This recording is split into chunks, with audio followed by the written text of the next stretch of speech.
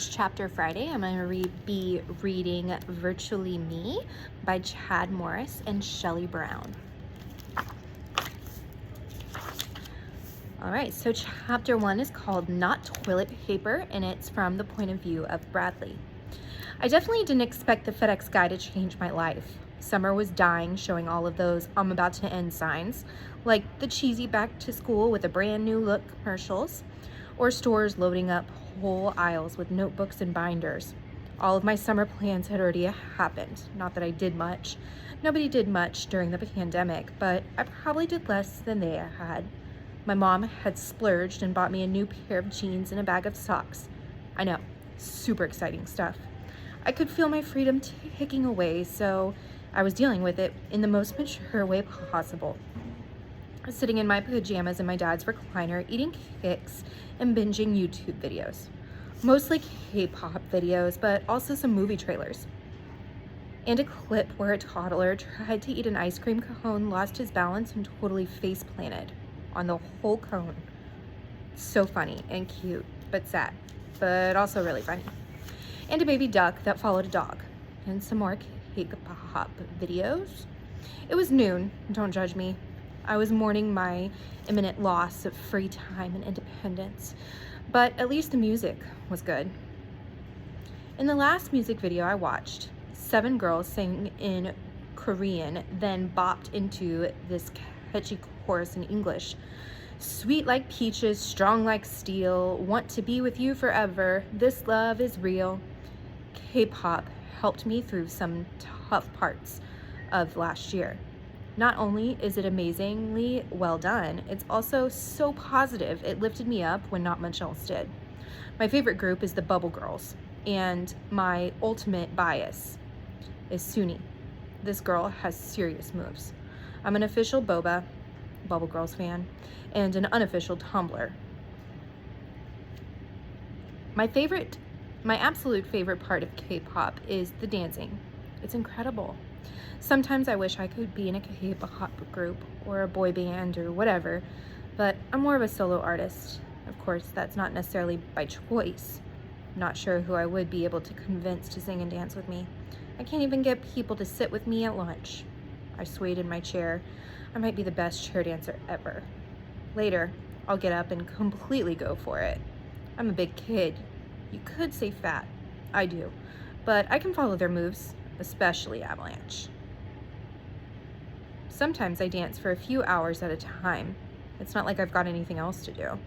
I'm a pretty good dancer. At least I think I am. And my mom thinks so too, but it's not like anyone outside my house would ever see me. You don't ever see enough people my size in music videos, but maybe someday, when the pandemic goes away, I could go on one of those huge talent shows on TV, and then the meanest of the judges would roll his eyes when they saw me, and the nicest judge would give me a chance, and then the music would come on, and I'd start to move, and everything would change. There would be like a moment of total surprise, because I'm not just good, I'm amazing. Then the crowd would go crazy and I'd get a standing ovation, and one of the judges would slam the button that brings down all the glittery floaty things from the ceiling, and I'd be famous overnight. And all the kids from my school would wonder how they hadn't realized I exist when I'm that totally awesome. Or maybe they'd slam the button that would release a secret trap door that would drop me into the I can't believe you thought you could had talent pit of embarrassment. And the video clip of me would go viral, and everyone would laugh and wonder how I ever thought I was good. That was more likely. I should probably just stick to dancing in my room. Knock. Thunk. Those 2 familiar sounds outside my door could only mean one thing. Delivery time. It was probably toilet paper. My mom orders all the boring stuff for our house online. She did it even before the pandemic made it cool. Our laundry detergent and shampoo just got dropped off in boxes at our front door. And my parents weren't here to get it. Even in the pandemic, my dad had to manage the food factory, and my mom had to help in the plumber's office. I was going to wait to get it until I'd finished the video, but then I imagined someone stealing a box of toilet paper off our doormat. Toilet paper porch pirates are the lowest of criminals. So I rolled out the recliner, being careful not to spill what was left of my cakes. Opening the front door, I noticed that this box was orange and shimmery instead of the classic brown cardboard. Unexpected. And maybe a sign that it might be better than toilet paper. The box was a long rectangle the size of 2 shoe boxes, end to end. As I carried it inside the apartment, I noticed it was lighter than liquid laundry detergent, but heavier than Cheetos. I was hoping it might be Cheetos anyway. Maybe they were really packed in there. The name on the label caught my eye. It wasn't for my mom or dad. It was for me, Bradley. So weird. I never got packages. My parents would have had to let me use their credit card, and that was not happening. Too late for my birthday, too soon for Christmas. Please be Cheetos, please be Cheetos.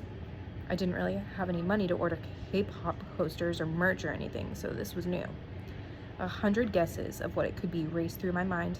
Maybe somehow my mom figured out I really wanted to dye my hair pink. Or maybe it was an amazing camera to film my moves. Not that I was ready to show them to anyone. Or maybe I had a secret admirer out there who wanted to send me a surprise gift.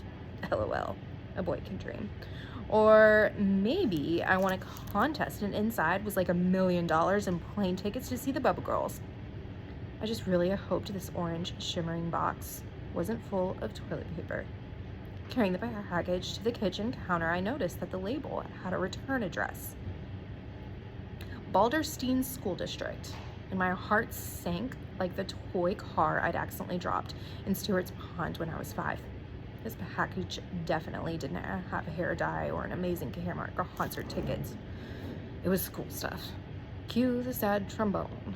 But maybe it was something different than regular school stuff. A few months ago, my mom had asked if I wanted to try the district's new online school.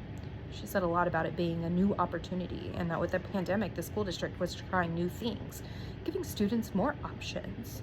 But I'd said yes at the word online. We had to do several weeks online at the end of last year when the pandemic shut down schools. I think most people hated it, not me. School in my pajama pants with no people around? Yes, please. I full-on hated regular school. I hated it worse than when my parents canceled Netflix because I watched it too much.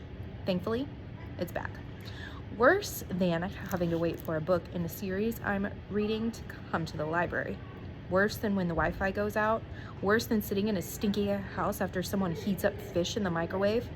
Yeah, that one was low, but school deserves it. Especially after the incident at our 3rd grade program in front of the whole school.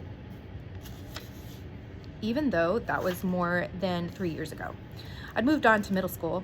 I still heard people whispering about it and saw them pointing at me. I was the kid they thought peed his pants while singing America the Beautiful. But I hadn't. Stupid Sean Undergate shot me with a squirt gun just before I stood up at the mic, and his friends took pics. Yeah, they were evil, conspiring 3rd graders with phones, waiting for just the right moment, and those pictures are still out there. I've seen them. I've never been able to clear my name. I was either the kid who peed his pants or people had no idea who I was. Some kids might talk to me when they're new or lonely, but eventually I'm either just a laughingstock or a nobody, either infamous or invisible, which is probably my one-man dance show isn't happening anytime soon. No matter what, I didn't have to go back to middle school. Our middle school was for 5th and 6th grades, and I was starting 7th, so I'd be moving on to junior high. I hoped there would be kids from all over the district at the online school so I could start fresh. Grabbing a butter knife, I cut through the tape on the package, slicing it like an experienced surgeon. I pulled back the flaps, trying to figure out what an online school would need to send me. A laptop or something? But the shape wasn't right. The box was too narrow for that. Just under the flaps was a letter. Blah, blah, blah, I said, and set the letter aside. Who reads the paper first? Besides, I knew what it was going to say. Bradley, thank you for choosing to save us money by going to an invisible school. Because of your Medicore grades and unremarkable social status in middle school, we wanted to give you this box of candy and K-pop posters. We hope it makes up for the horrible pit of shallowness that was middle school and puts you in a better mood to start junior high, which we expect to be just as boring as middle school, but with less social anxiety. Or maybe more. All the best, or worst, or whatever. We don't care. The administration, who might be real people, or maybe not. P.S. The next box has Cheetos. I ripped out the bubble wrap, not even bothering to pop any of them. I'd save that for later. I stared at something that blew my mind into a trillion pieces, put it back together, and then shattered it again. There was a lot my mom hadn't told me. Bum bum bum. You'll have to read more to find out what happens next.